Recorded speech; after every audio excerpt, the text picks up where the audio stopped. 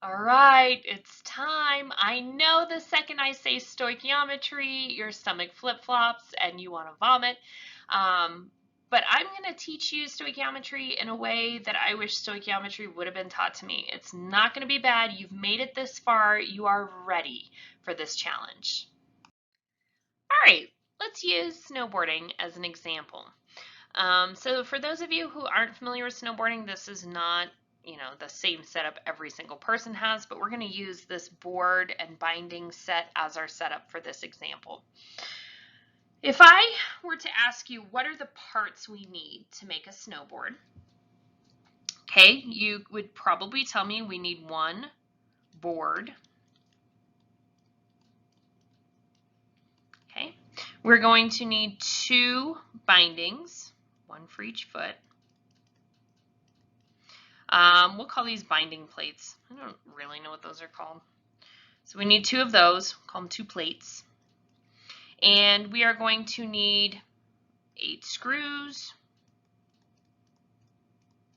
and 8 bolts. And no offense to the ski lift companies, I'm not going to include my leash. It's just never going to get used anyway. If I have all of these parts, I can make one snowboard. Okay, are we all in agreement on this? Each of those parts. This is a balanced equation because one snowboard has 8 screws and 8 bolts and 2 plates and 2 bindings and 1 board. Okay, this is a balanced equation. So let's say I have everything. I have an enormous amount, a huge warehouse, and I have unlimited supplies of everything except for plates. Let's say in my warehouse, I only have 8 plates. How many snowboards? If everything else is an unlimited supply, how many snowboards could I make? Okay, well, you need 2 plates per snowboard. Okay, that's 2, 4, 6, 8. So if I have 8 plates, the most I can make are 4 complete snowboards. What we have just done is stoichiometry. All right, let's get into the chemistry. When we say stoichiometry, we're really just doing problems from a balanced equation. So we're converting, say, grams of reactant to grams of the product. We are starting with a certain number of boards, and we're going to wind up with a certain number of complete snowboard sets. So let's look at the mole ratios that are involved in this. So in this equation, I have 2 sodiums plus a diatomic element, chlorine gas, gives me 2 sodium chloride. So this is a balanced equation. I have 2 moles of sodium, 1 mole of Cl2, and 2 moles of sodium chloride. These are all ratios to each other. So the coefficient tells us the number of moles. Okay, I have 2 moles of sodium per 1 mole of chlorine. I have 2 moles of sodium per 2 moles of sodium chloride. 1 mole of chlorine gas per 2 moles of sodium chloride. These are all ratios. Okay, so looking at this list at the bottom, these are all the possible conversion factors or mole ratios that I have from this balanced equation. I know that there are 2 moles of sodium for every 1 mole of chlorine. That is my balanced equation. I could also flip that same thing on its head. I know I have 2 moles of sodium for every 1 mole of chlorine. I'm sorry, 2 moles of sodium chloride for every 1 mole of chlorine. And I can flip that around also. Okay, so there's all these different mole ratios in a balanced equation, and we can use those if we know how much sodium we start with, and we know the ratio of how those are used to produce our product. We can predict how much product can be made. Before we get into our actual examples, let's talk about stoichiometry as a process, as a set of steps. So the very first step is going to be to write a balanced equation. We always start here. So we spent an entire unit learning how to take the name of a compound and convert that into a formula. How to write a neutral compound if it's ionic, And then we talked about how to do subscripts, how to cancel charges, and how to balance equations. So all of that is coming back because we need to start from the balanced equation. We want to determine what it is we know. What is it are we starting with? Where are we ending? Where are we going? So what unit are we starting with? What unit are we ending with? And then we have to figure out what ratios or conversion factors it's going to take for us to get there. I may start with grams. I need to convert grams to moles before this mole map is even useful. I'll need a mole ratio so that I can switch from moles of one substance to moles of another, like we saw in the previous slide. I may then have to take my new substance in moles and convert it back to grams depending on where it is we're ending. So there's a lot of different conversion factors that can go in here. And this is why we're going to practice writing our unit map, because that's going to help us to see the big picture of how we get from point A to point G or Z or however far that we're going to go. Okay, deep breath in. We are going to do stoichiometry. So the question, we're going to read it very carefully. We're going to underline what we know. We're going to box what we don't. We're going to write a unit map. We're doing all the things because when we skip the steps, we start to lose the process. So bear with me. How many moles of chlorine are needed? They want me to find moles of chlorine. How many are needed to combine with 0.500 moles of sodium when forming sodium chloride? Well, crap, they're making me do all the work. They didn't even give me a balanced equation. So from this, let's start by getting that balanced equation, because that was step number 1 on my process, was my balanced equation. So it looks like I'm combining sodium and chlorine.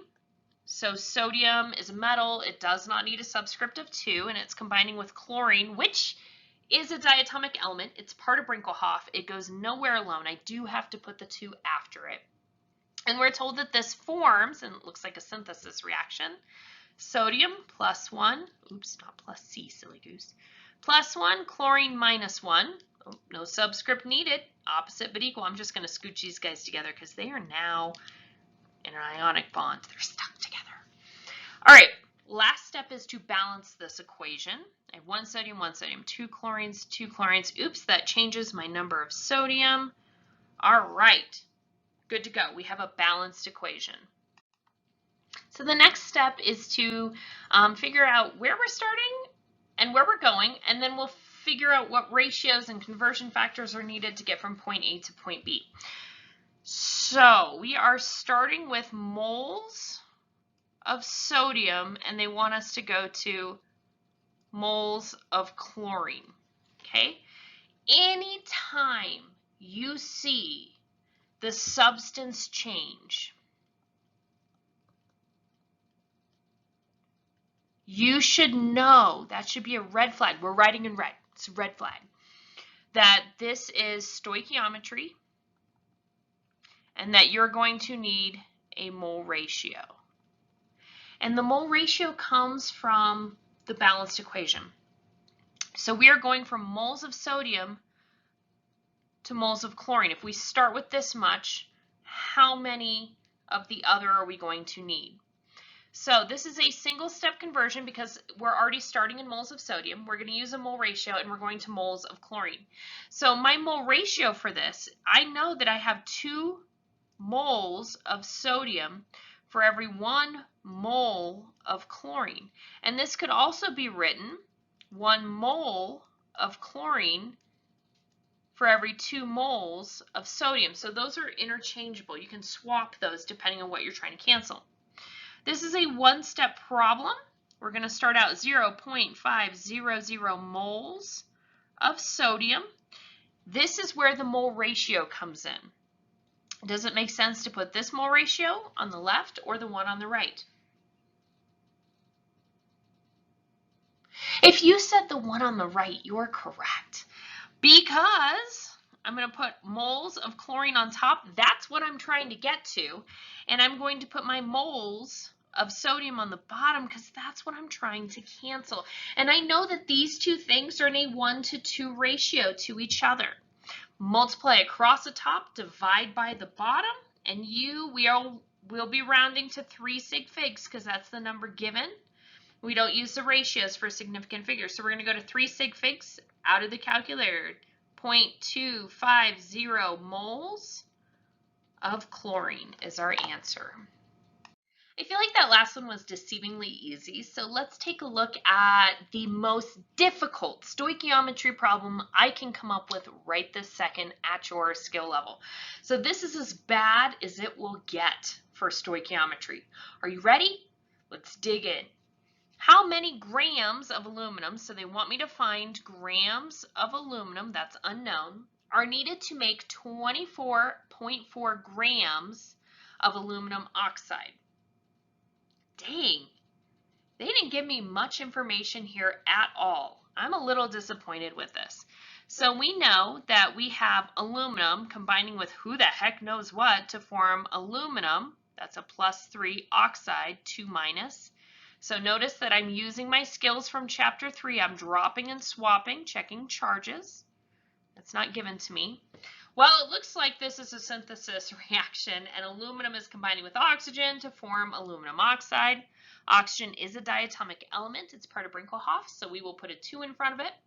This is an unbalanced equation. We have to start with a balanced equation, so I'm going to go ahead and balance. I have 1 aluminum, 2 aluminum, so I'll put a 2 in front. I have 2 oxygens and 3 oxygens. Crap. The first number that 2 and 3 have in common is 6. So I'm going to have to multiply this side by 3 because 3 times 2 is 6. And I'll multiply this compound by 2 because 2 times 3 is 6. But that changes my number of aluminum. What a pain in the butt. Oh, no, it's okay. I totally got it. Be patient with this. It does get a lot easier. So now we have a balanced equation. Now we're going to want to figure out where we're starting from and where we're going. And to do that, we're going to make a unit map. So we know we're going to make a certain number of grams of aluminum oxide. I'm going to write this all the way on the other side because I don't know how much room, how many conversions I'm going to need. They're asking me how many grams of aluminum do I need to get there? Okay, so we have grams of one substance and grams of another. No, the substance is changing. That should be a red flag because somewhere in the middle we have a mole ratio. And that mole ratio, we are going to go from grams of aluminum oxide to grams of aluminum. And the mole ratio lets that happen. It uses the coefficients, the mole ratios in the balanced equation, to switch substances. But you can't use a mole ratio unless you have moles. So my first step is going to be to take grams of aluminum oxide and I'm going to convert that to moles of aluminum oxide. Once I'm in moles, then I can cancel moles of aluminum oxide and wind up with moles of aluminum. So after the mole ratio, I'll have moles of aluminum, and I can use my mole map. I can use the molar mass to convert from moles of a substance to grams of the substance. So just looking at this, I know I'm going to need to use my molar mass here to convert. That's one conversion factor. I am going to, this isn't actually a conversion factor. Your mole ratio is the conversion factor to get from moles of one substance to moles of another. And then finally, I am going to need, again, my grams per mole, my molar mass, to convert from moles of aluminum to grams of aluminum. I have done the heavy lifting and the hard thinking for this problem. The one thing I'm going to need to be able to just plug this into my T-chart are my molar masses. So to save us a little bit of time, okay, 2 aluminums plus 3 oxygens, I'm just figuring out the molar mass from looking at the periodic table, is 102.0 grams. All right, I thought something was wrong there. This is using the wrong periodic table. We go to 2 decimal places, and because of that, your mass would be 101.96 grams. So my apologies for that mistake. Ignore that other number. And then aluminum is just coming straight off of the periodic table. which is 26.98 grams per mole. All right, we're ready. Let's do it. Set up our incredibly long t-chart. I'm going to go up higher. Incredibly long t-chart. Okay, so we know we're starting with 24.4 grams of aluminum oxide. We are here. To get to moles of aluminum oxide, we're going to need to use our molar mass. So I'm going to put the grams on the bottom, 101.96 grams, because I want to cancel the grams of aluminum oxide. Cancel grams, and I want to be left with moles of aluminum oxide. I am now here. This is the all-important mole ratio step. This is where we go from moles of aluminum oxide to moles of aluminum.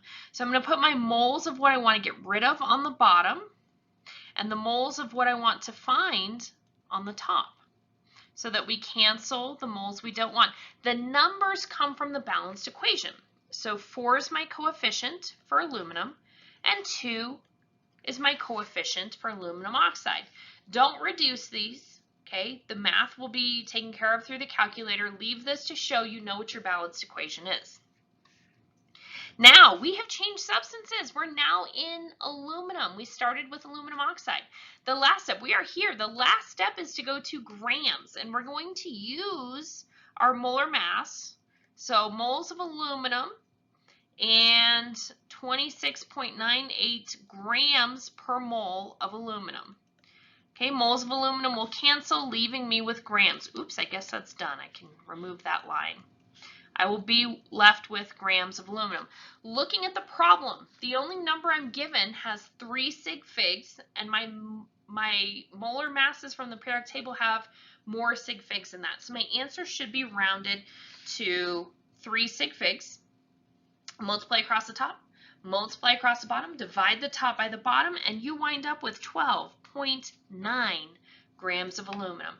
That was a beast. Okay, that is as bad as it's going to get, having to convert 2 moles, use the mole ratio, and convert out of moles to another unit.